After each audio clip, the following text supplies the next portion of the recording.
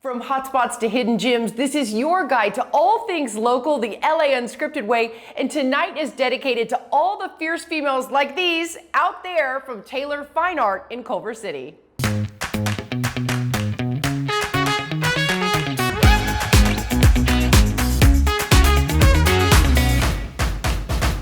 The world's youngest Nobel Peace Prize recipient, the first Black Academy Award winner, the most decorated figure skater in American history. What do they all have in common?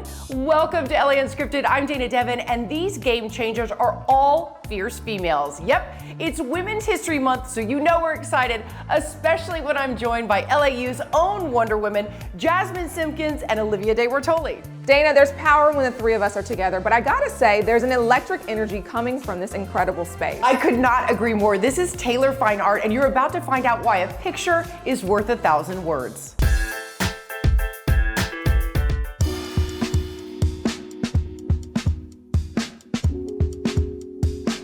I choose my artists by the career length that they have had. They have to be exhibiting, they have to be a master. Hi, I'm Candace Taylor, and you're at Taylor Fine Art. We are an experiential fine art gallery that exhibits monthly master level fine artists that are regional, national, and global. You're constantly rotating your exhibits. One of them is Babatunde. Tell me about him. Babatunde is from northern Nigeria, and we love that his oil is Onyx Reverie, which is the celebration of Black beauty. I opened my first gallery in 2009 because I saw a lack of diversity and women, Black women in particular, in the fine arts world was missing. I came out of retirement because I wanted more brown girls to see that there's more to having fame. It's a lot more important to put character and honor into people. So one of the first things you notice when you pull up to the gallery is this wall, and you call this your community wall, right? Well, I let the artists of our gallery paint this wall for their upcoming shows. Oh. Attached to the gallery, we nurture budding designers, musicians, and experiential artists. Two that are in the building.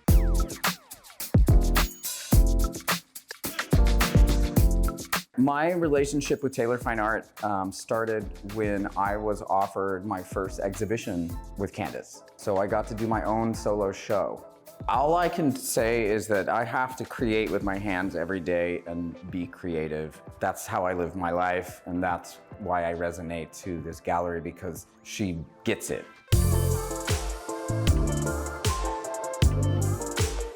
Culver City Arts District is beautiful, and it was once really thriving. After COVID, about 30 galleries moved out, and now we probably have, at the most, 4 galleries. Some of my favorite moments are when the children that are in the pilot schools that walk through on the street, and they look inside of the gallery, and they all come through, and they're in wonderment.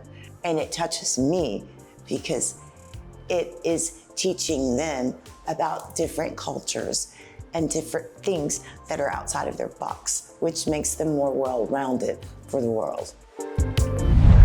Did you know there are reportedly 200,000 women-owned businesses in Los Angeles? That's amazing. That is a lot of girl power, and we love to see it here. Yep, okay. Ladies, you know the saying, not all superheroes wear capes, right? Right. All right, well, I can say that that's true after interviewing one angel right here in the City of Angels.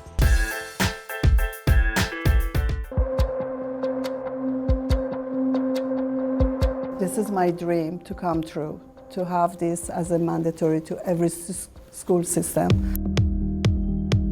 Bianca Foundation is a non-profit organization, 501c3, and this organization is created to help mental health, social skill, and life skills of the children in the school system. This program is from 6th grade to 12th grade. We physically go to the school once a week. We bring a certified coach, and our topic every week changes.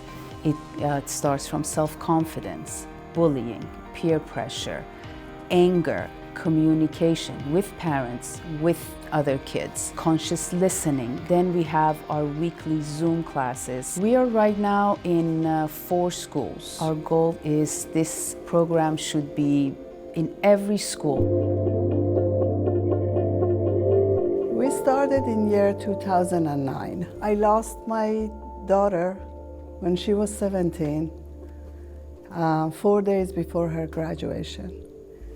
Bianca's passion was to create such a thing after she graduated, and unfortunately she got killed in the hand of another teenager by anger and violence. After her passing, all her friends, they were like 12, 15 kids, they used to come to my house. They would come every Sunday and sit in the backyard, and we would coach them, because this was very tragic for them as well. They couldn't digest. One day they are in the trip together, and the next day she's gone. What happened? So we started from there. I think the Bianca Foundation was like an opportunity for me to talk about just like problems or things I struggle with without any judgment. The things that we're taught now are things that maybe even adults aren't taught. It's good to get on things early, you know, how to deal with like emotions. You can think about your actions before you do something. It's way different than when I went to school and when my parents were raising me and my sister. It's very different, and I think parents benefit these classes along with the students that come to our classes. So it's a win-win situation. Learn how to listen to people, how to actively listen and help people with their problems, not just deny people or make them feel bad about what they think. Open your arms and let them take action, and just listen to them, make them feel better. In this last 15 years, I think we had thousands of kids that they were coming, and lots of parents to help, to send them to our counselor, to give them guidance, and everything is provided by myself. It's a free program. I call this organization on behalf of my daughter. Her name is Bianca. I wanted her legacy. I wanted to keep her name because she was helping others, and I wanted to follow her footsteps and help other kids. So we named that Bianca Foundation. I hope you know you are truly an angel in LA. Oh my God. You know that, right? Not enough. Not enough. What an amazing woman, an amazing mom. That broke my heart. Oh my God, such a good story, Jasmine. Thank you. And I also heard a little birdie told me you got to meet a force in the fashion industry trying to make big changes. I really did. It's a brand called Oddbird, and they're spreading their sustainability wings in the chicest way. One of the most iconic things in this store, I think, is when you walk in, you get a free cup of Turkish coffee. Yes, it's so fun. I want this to be a sensory experience. So let's start with taste, and then we'll light a candle. We have smells, we have touch with our textiles, and then we have the colors of the place that's so rich, and then you get a hug before you leave. It's just perfect. It's perfect. Oddbird is a celebration of my homeland, which is Turkey. I run it with my sister and my cousin, and it is all about celebrating handcrafted textiles, ethical production, sustainable fashion, and it's all about loungewear and things that make you feel cozy while looking chic. I wanted to celebrate Turkey's textile heritage, which is all about artisanally made, handcrafted, beautifully intentional pieces that I know a lot of the world is moving away from and kind of going into mass production and, you know, fast fashion, which is the antithesis of everything Oddbird is. So it was really because I needed it that I created it. And then opening in LA was because we settled here. And Eagle Rock is my favorite community in Los Angeles. If you had to throw me into something, what would you choose? I see you in a print, I see you in blues, and my personal favorite print is the lale, which is a traditional Turkish print that used to be found in Iznik tiles in historic mosques around Turkey. So this is a print you'll see frequently in Turkey, but what we've done is kind of modernized it and thrown our little Oddbird logo into the print. So cute. And we need one more finishing touch, right? Okay, I need to put you in a robe. Yes. Give me a second. Okay. I am going to grab this one, which has a beautiful, speaking of traditional, we have a damask style print on here. Well, it's woven in there, it's not printed. We're kind of referred to as odd birds, my sister and I. And so people would always go, oh, those girls, they're such odd birds. And we lived in this weird little boat house on the top of Misery Hill. And it was just like a really kind of odd little situation. And so when we created Odd Bird, we thought that we'd take that word back and turn it into something that worked for us, not against us. Women's History Month is a really amazing experience for me and my sister and my cousin, as well as the women that work with Odd Bird, because we really do celebrate the femininity of things, but also the power behind being a woman and the things you can create. And so I think it's just incredible. Hey, let's make a coffee together. Okay, perfect. right. This is called a jezve. Okay. You're gonna take your jezve and you're going to mix it around and get it into that sand. And so the sand is what's heating it up. Yeah, so then once you find a nice good spot, you're gonna bury it. Okay. And so I'm gonna let you bury yours.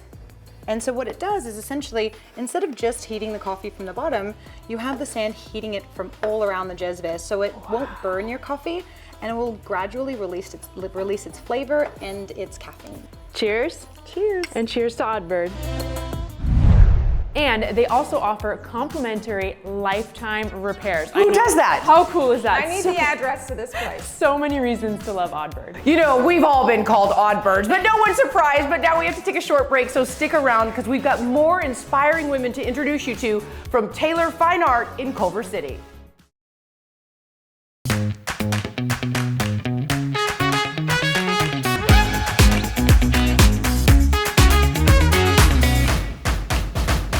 Welcome back to LA Unscripted. I'm Dana Devin here at Taylor Fine Art in Culver City.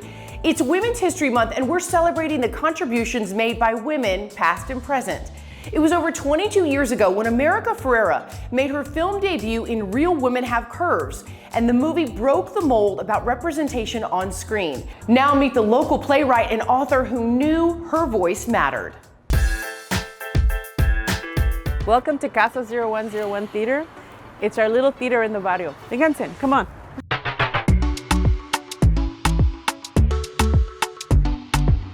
Hi, I'm Josefina Lopez. I'm the artistic director of Casa 0101 Theater.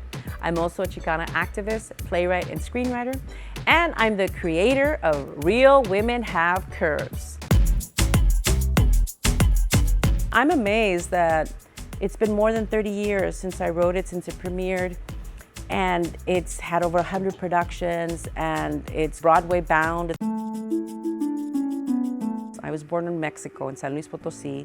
My parents brought me when I was 5 years old. I didn't know for a couple years that I was undocumented. And then luckily, at age 18, I received amnesty, and I was able to qualify for college. So during that year, I worked at a sewing factory with my sister and my mother. And in this sewing factory, I learned about the value and power of being a woman.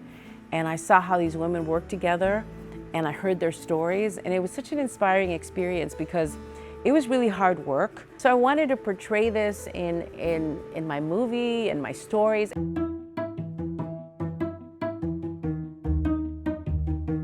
I was inspired to write Real Women Have Curves because I was studying theater at the Los Angeles County High School for the Arts, and I was studying to be an actress. And I had my theater teacher who really believed in me as an actress. And she told me that I needed to lose weight. Otherwise, I would be relegated to play the stereotypes. And there was a part of me that felt really angry because I realized that, you know, I started feeling ashamed. And then I was like, well, why should I be ashamed, you know? I'm Mexican, you know, I had no say in that. I'm a working class person, you know, and for me to have any kind of shame when my parents have worked so hard to live a dignified life, you know, something inside of me said, there's nothing wrong with you. Society is wrong. Society is wrong for telling women that they have no value besides being sexy. You know, society is wrong because society doesn't give women opportunities to be authors of their own life and of their own destiny. So in that moment, I decided that I was going to change things, that I was going to write stories where girls like me got to win. I can't believe that film came out 22 years ago. 22 years ago, and it's been studied in classrooms all over the nation. It's just amazing. And we're not done yet. We've got more fierce females ready to roar after the break. Okay,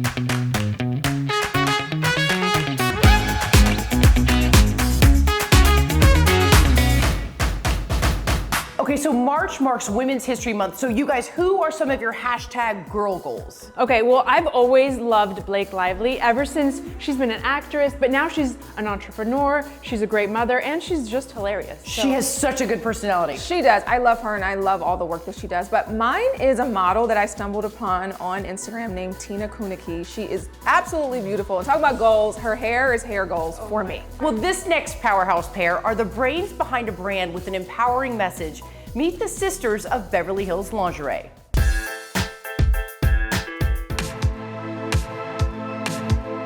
So for Beverly Hills Lingerie, our tagline is lingerie for a night in or a night out. So we definitely try to create pieces that are versatile for both in and out of the bedroom. Hi, I'm Jolene. Hi, I'm Celine. And we're the founders of Beverly Hills Lingerie. We started Beverly Hills Lingerie in 2018 when we noticed the gap in the streetwear lingerie market. It's just like a fun way to get people to understand outerwear lingerie. So you can style our corsets, like the one my sister and I are wearing now, over the tops or under a blazer as I have it. What we could do is we could add a feather trim maybe just towards the bottom, which I think would be really we should do that. it would be fun. We have women around us who want to feel that sexiness, feel the confidence, feel empowered. Lingerie was originally made by a man for a man's pleasure, but it's definitely changed. The narrative has changed, and we just want to be a part of that narrative and collection.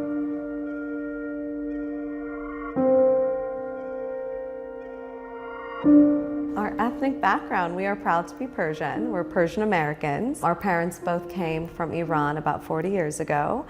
They created a beautiful life here and a wonderful family for themselves. Right now, wearing lingerie, or the idea of lingerie in our home country, in our parents' home country of Iran, would be banned, very taboo. Being Persian American women who launched a brand in Los Angeles, we definitely felt like even though our voice was small, we could still have a voice and feel very, very lucky to live the privileged lives that we do here, and we wish the same for them. Woo! Those sisters are gonna conquer the world. And now let's meet another local change maker. So we're at school right now. We're getting ready to make the big reveal. We have been asked to sing on live television. We will be singing for KTLA. Altos, let's see the dancers. In the shadow. This next story definitely hits a high note, and I, Dana Devin, dare you not to tap your feet and bob your head as we introduce you to the Harmony Project. Take me where the rhythm is racing. Harmony Project is an award-winning and research-based nonprofit organization that targets at-risk youth, and we go into the schools in the Los Angeles area, and we provide access to free music education courses as well as social services for our families. My role, I'm very proud, is the director of vocal music, so I came in to basically craft and really create and nourish the vocal music program at Harmony Project. And I have an amazing teaching assistant who was my, get emotional, she was my former student. Her name is Maddie Sheremy. And I have two amazing pianists, and who you'll see today is Jonathan Kretschmer, who also helps us out when we need an extra pianist too. So I have a great team. This is the music classroom. So they're learning instrumentation in here, but then you come after school and take over and teach them how to sing. Let me be a dancer. So we have a vocal music site at San Fernando High School, and then we have a vocal music site at Sylmar Charter High School. And at Sylmar, we've kind of transitioned them into a concert choir. And then San Fernando, we're really excited that they have turned into a vocal jazz contemporary a cappella ensemble, which is so amazing. When I hear a bell blowing bassy. A lot of these students have not had prior music experience or singing experience. So for me, it has been such an amazing process to see the kids just connect. I believe with hard work, anybody can sing. Keep that pulse throughout the entire song? Miss Elle is a great teacher. I love the way that she teaches us, and she's helped me improve in my singing. The experience has been fun. Sometimes, days can get crazy, but in the end, it's worth it. We all need. So at Silmar Charter High School, they are learning El Vito, they are learning Sisi Namoja, and they're learning, which they haven't started yet, but by the Backstreet Boys, I Want It That Way, in the style of Jimmy Fallon and the Roots. So it's gonna be fun. We have our spring concerts that are coming up, and they're also gonna be competing at a festival through Forum Music Festivals at Magic Mountain. Are you nervous? Are they nervous? I think that they are ready and I'm ready. I think we're both at an equal level. It's definitely the most rewarding position of my career, just seeing how far the kids have come.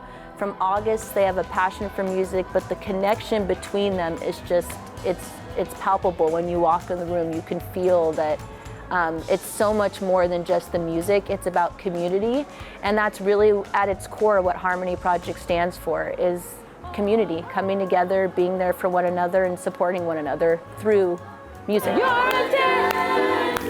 Stop there, that's what it is. Harmony Project!